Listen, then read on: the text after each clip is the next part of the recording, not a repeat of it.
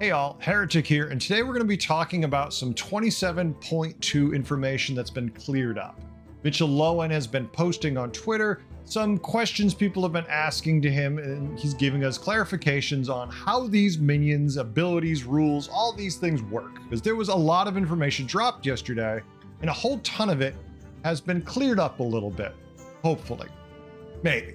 The following are some key ones I feel that are the best to have cleared up now before we get too into it, because people are going to ask these questions over and over again. So let's jump right in and see what curious things we can have answered. Now, we're going to be all over the place a bit here, but right off the bat, Anti-Gravity Stadium. Now, this is the one that's going to flip the health and the attack of a minion in the shop. So when you play it, you're going to have basically a whole different set of minions from what we're used to dealing with essentially when it comes to stats. These are going to be already swapped in the tavern. So you're not going to buy them and then they're going to flip.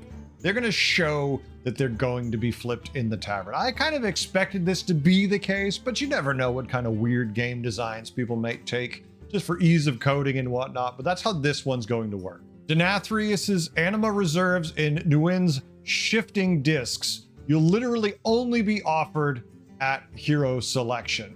So when you get to these are going to be the only things there. There's going to be one hero, whichever one it is, and that's all you could pick when these particular anomalies are in play. Transient Treasures will work exactly like Ethereal Evidence, which is kind of what I expected, but you never know. So I'm just envisioning the exact same thing now. Echoes of Argus stacks with Baron and Bran. Once again, one of these things we kind of expected, but good to know. Golden Arena. Literally all minions are golden. Shops, tokens, discover, everything will be gold. Bring in the buddies. Buddies respect tavern tiers. So the buddies will be the tavern tiers shown. Whatever they are, that's where you're going to find them. So if it's a tier 2 buddy, good example of this would be Little KT, who sits at tier 3. Little KT you won't find until you're tier 3, and you're rolling in higher shops also. Otherwise, you're not going to find it before that because they're going to be in the tier they belong. In Big League and Little League, in the respective of both of those anomalies, the removed tiers are fully inaccessible from discovers, random generations, tavern, any tricks you have. There's going to be no way to get access to the minions that are not supposed to be in. And of course, everything is on fire. This is fine. Oozling Gladiator. These shields are going to be 0 gold spells. So they're not spellcraft, so you can keep these in your hand as long as you want. And yes, Iron Groundskeeper, don't play it with Bran. I mean, you can. I hope you got it for free, because if you paid gold for it, it's not doing anything. Free-flying Feathermane will work exactly like Bass skill summons. Daggerspine Thrasher can't get keywords it already has, so whenever you play 3 spells, you will get all 3 effects. Murcules doesn't need to survive to give the buff to the minions in your hand, making Murcules that much better. Just a hair getting there. I already liked this card, and I feel like it doesn't need to survive. That makes it that much more attractive in my mind. I like this card already. I want to see what it does. And Time Saver is actually good. It wasn't like I misinterpreted it when I read it the first time. The gold saving stacks over multiple turns. So saving that gold so you get more value out of this thing is going to be huge. You can have this sit on your board for a couple turns. Hey, maybe you've got 2 of them. Double the value, you triple that thing. Time Saver actually looks as a very attractive offer now that I've had it cleared up for me. Spark-ling, the shop buffs are not for the rest of the game. It's only that one you're in, so when you do it right there. So you must use it to get the value immediately. At the end of your turn, it goes away.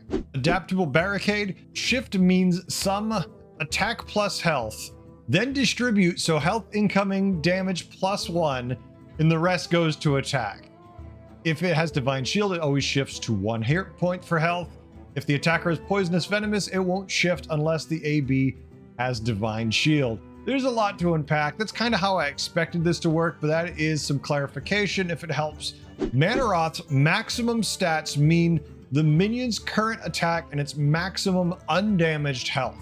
The stats it gains in combat are not permanent. I was pretty sure about the not permanent part, because that would be bonkers strong if it kept snowballing and just getting bigger and bigger. Still a good card. Mechanized Gift Horse, all of its tokens are mech/beasts. Moria Bronzebeard stacks with Titus but not with Bran. And this is how I expected it to work. Papa Bear, the Mama Bear will buff each other as they are summoned because they do kick out one at a time. So there's some definite shenanigans going to be happening there, especially if you have room for all three of them to kick out. And in the case of reoccurring nightmares, different means any non-reoccurring nightmare minion. So if you have a new reoccurring nightmare on the board and it summons another reoccurring nightmare, they're not going to be giving it to each other. That's a good clarification. That way we don't get some kind of weird infinite thing I could definitely see happening if that wasn't the case. Because if it just could keep summoning itself, you just keep getting, yeah, that would be a disaster. Let's not do that. Amalgadon will count itself as adapting, and I'm pretty sure that's how it was to begin with, because it is another, it's a tribe. It's all, so it definitely worked in that way before, I'm pretty sure, and this just clears it up. A big thing for anomalies, and I've heard this one multiple times, but it's something we should take into account, that anomalies have individual rarities that adjust based on your MMR. So the more simplistic ones are more likely to be shown, and the more difficult ones are more rare. But that's going to be adjusted by your MMR. So from my understanding is the higher the MMR you are, the more likely you are to get the more difficult ones because they're more interesting. You've played a lot of the game. You don't want to give someone who's fairly new to the game the most complicated one. They have no idea what the hell's going on. Every time there is a new anomaly for each week, that will have an inflated appearance rate.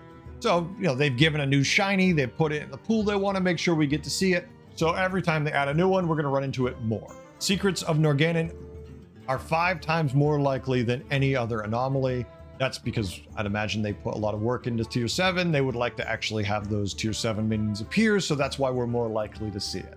Now, there are a ton of anomaly bans. These anomalies will have certain heroes are ineligible when this anomaly is in because the interaction would be completely broken. I'm simply throwing these up on a list right here so you can see everything. You can pause, click around, see who's banned where.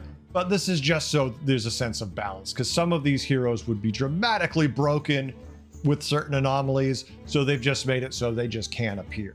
And a huge error happened in the notes apparently. And this one is big to me because this makes this hero still very good, but not as good. But Kurtrus, there's a typo in the patch notes for a while. Kurtrus change is to get a random minion after you buy 3, not discover. So that is a big deal because buying 3 minions and then discovering one of them gave you some really easy paths to triple or just incredible value. Now you're going to get a random one of those 3. This is still very good. It just makes it not broken good now. Transient Treasures. Players will be offered similar power quest rewards each turn. So for example, you won't have one player offered Pilfer Lamps. At the same time, another is offered Tiny Henchmen. That is a really big deal there because as you know, some of these, quest rewards are amazing and others are incredibly subpar. Putting them kind of into tiers and keeping them close to one another means that someone won't as easily run away with the lobby. There's still going to be interactions where a hero power or an ability favors something else, the tribe you're doing, so it's going to seem extra valuable, but it's not going to be an easy automatic, this is busted. All my minions get +1 attack, and their right and left minions are gold. Big difference in power scale there. At least we won't be seeing too much of that. In response to some questions about oops all, anomaly counted has 1 or 10 different for the purposes of chances of it appearing in the lobby, because if there's 20 something of them and if you have 10 oops all because there's 10 different tribes, you would see oops all a lot more. And the answer is complicated, but you kind of think of all the oopses as having a combined appearance rate of 1 normal anomaly. So in other words, it's an equal chance compared to everything else. It only counts as 1, and then once it determines an oops all is in it, it randomly determines which tribe you're going to get. And these are just the ones that have been answered now. There's going to be a lot more. There'll be a lot of questions. I figured I saw this huge thread with a lot of really burning questions I've seen the community asking over and over again.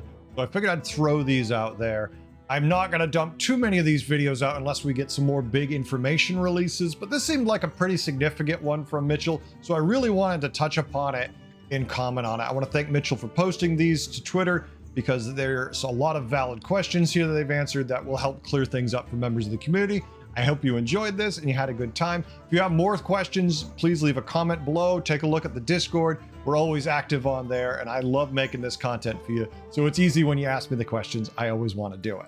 Thanks for watching all. I'll catch you in the Battlegrounds. Until next time, later.